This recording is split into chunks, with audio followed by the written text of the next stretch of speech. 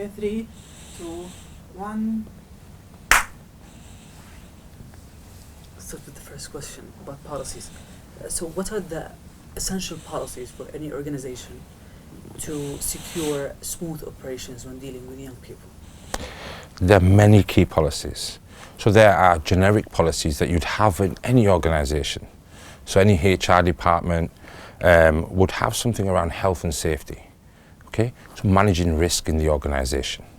In your strategy, you will also have something around risk management.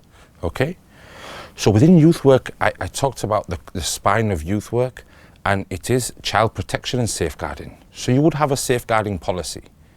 You would have one for the children and young people, and another one for the staff.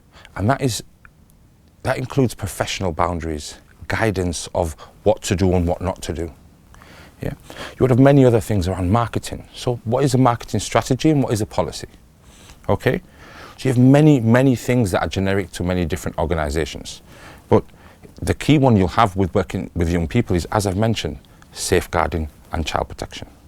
Okay? You'll have an equality and diversity policy. How you recruit. So you will have a safer recruitment policy for the organization. So how do you ensure that you recruit the right people, that from the right backgrounds, with the right police checks? You know, you want to ensure that the staff that are working for the organization are trained properly, have the right checks, and they haven't come fresh out of prison and not working with young people. Ultimately, it's about keeping young people safe. And all the rest are more generic kind of policies that you would have within an organization. Okay, now we'll talk about facilitation. Mm-hmm. So we'll go with is, what are the main factors that help and the factors that hinder people from learning? The factors that hinder people from learning. So when it concerns young people, one of the big things is the environment. Do they have an environment that enables them to learn, that helps them to learn? Another thing is the instructor. So what is your leadership style? What is your facilitation style? You know? Are you someone who is an authoritarian that tells them what to do? Or are you someone who is more transformational, that brings young people on a journey, allows them to make decisions, and you have distributive leadership style, where they are part of the solution.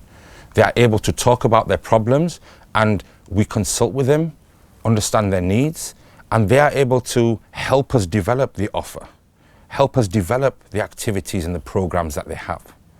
So being too harsh and authoritarian will hinder that process, okay? Also, the other extreme is not having the ground rules, not having boundaries in place. That will also hinder the process, because then young people are too free. What we want to do is have a balance whereby we have guidance, we have ground rules, we have certain guidelines for young people. I mean, what we want to do is enable the creativity, light that spark that they have inside, and motivate them. We want to engage them, okay? So those are the things that will enable and disable, you know, good facilitation. The other thing is experiential learning. We want young people to be able to experience the learning through different activities, through trying new things, all within guidelines, and so it's done safely as well. خلصها؟ طيب زين أبي أسمع كل